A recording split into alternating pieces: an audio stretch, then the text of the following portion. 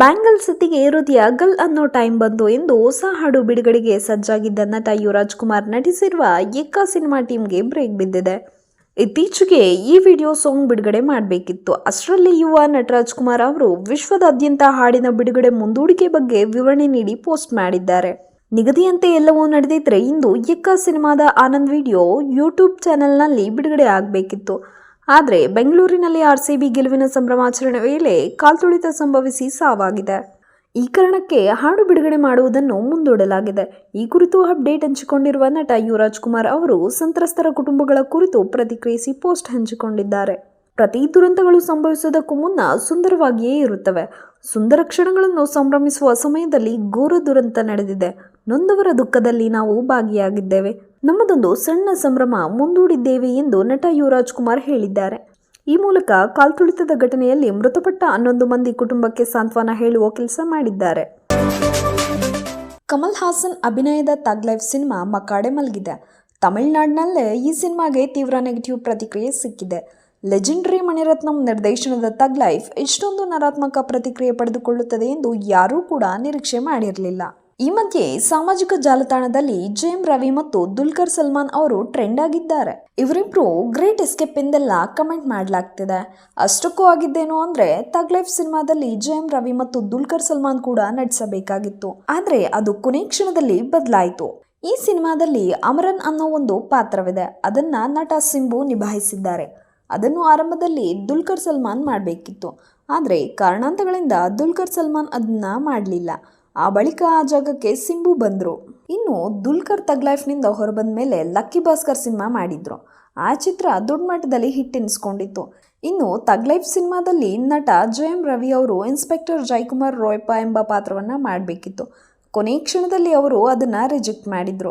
ಅನಂತರ ಅದನ್ನು ನಟ ಅಶೋಕ್ ಸೆಲ್ವನ್ ಒಪ್ಪಿಕೊಂಡ್ರು. ತಗ್ ಲೈಫ್ನಿಂದ ಹೊರಬಂದ ಮೇಲೆ ಸೈರನ್ ಬ್ರದರ್ ಕಾದಲಿಕ್ಕು ನೀರಮೆಲ್ಲ ಈ ಥರದ ಸಿನಿಮಾಗಳನ್ನು ಮಾಡಿದ್ದಾರೆ. ಒಂದು ವೇಳೆ ದುಲ್ಕರ್ ಸಲ್ಮಾನ್ ಮತ್ತು ಜಯಂ ರವಿ ತಗ್ ಲೈಫ್ ಸಿನಿಮಾದಲ್ಲೇ ನಟಿಸಿದ್ರೆ ಆ ಚಿತ್ರದ ಸೋಲಿನಲ್ಲೇ ಇಬ್ಬರಿಗೂ ಪಾಲು ಸಿಗ್ತಿತ್ತು. ಅದೀಗ ತಪ್ಪಿದಂತೆ ಆಗಿದೆ. ಆ ಕಾರಣಕ್ಕಾಗಿ ಇವರಿಬ್ಬರನ್ನ ನೆಟ್ಟಿಗರು ಈಗ ನೆಟ್ ಮಾಡ್ಕೊಳ್ತಿದ್ದಾರೆ.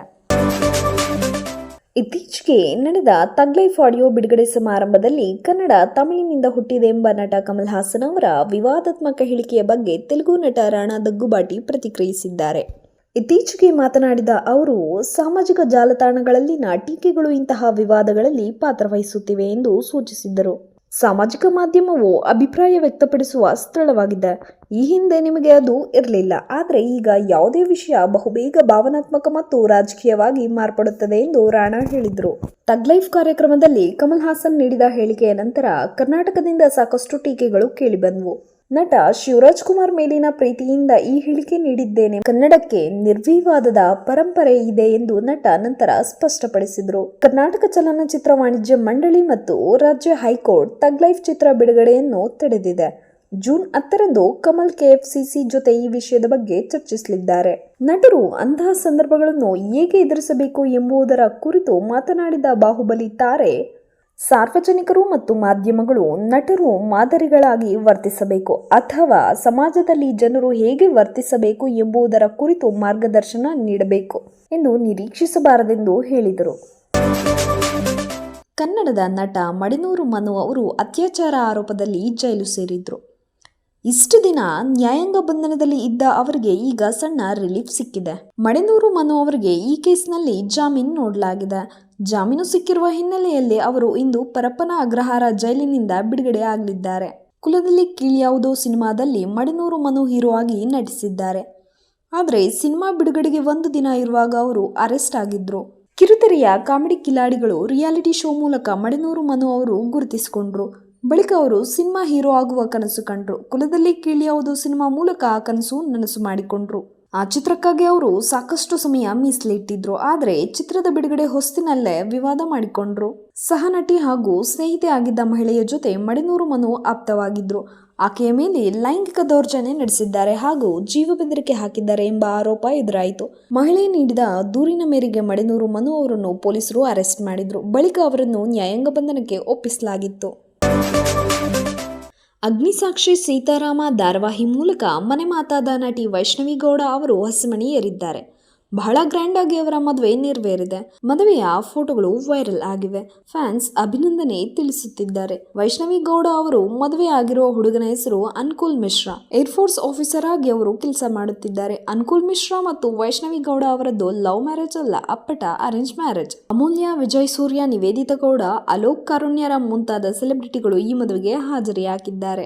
ಮದುವೆಯಲ್ಲಿ ಸೆಲೆಬ್ರಿಟಿಗಳೆಲ್ಲ ಕುಣಿದು ಕುಪ್ಪಳಿಸಿದ್ದಾರೆ. ವೈಷ್ಣವಿ ಗೌಡ ವಿವಾಹ ಅದ್ದೂರಿಯಾಗಿ ನಡೆದಿದೆ. ಅನೇಕ ವರ್ಷಗಳಿಂದ ವೈಷ್ಣವಿ ಗೌಡ ಅವರು ಕಿರುತೆರೆಯಲ್ಲಿ ಸಕ್ರಿಯರಾಗಿದ್ದಾರೆ. ಸೀರಿಯಲ್ನಲ್ಲಿ ನಟಿಸುವ ಮೂಲಕ ಅಪಾರ ಖ್ಯಾತಿ ಗಳಿಸಿದ್ದಾರೆ. Big boss Kannada season 8 reality ಶೋನಲ್ಲೂ ವೈಷ್ಣವಿ ಗೌಡ ಅವರು ಸ್ಪರ್ಧಿಸಿದ್ರು. ವೈಷ್ಣವಿ ಗೌಡ ಅವರಿಗೆ ಮೊದಲಿನಿಂದಲೂ ಮದುವೆ ಪ್ರಪೋಸಲ್ ಬರುತ್ತಿದ್ದವು, ಆದರೆ ಯಾವುದನ್ನು ಅವರು ಒಪ್ಪಿಕೊಂಡಿರಲಿಲ್ಲ. ಅಂತಿಮವಾಗಿ ಉತ್ತರ ಭಾರತದ ಅನ್ಕುಲ್ ಮಿಶ್ರಾ ಜೊತೆ ವೈಷ್ಣವಿ ಅವರು ದಾಂಪತ್ಯ ಜೀವನಕ್ಕೆ ಕಾಲಿಟ್ಟಿದ್ದಾರೆ.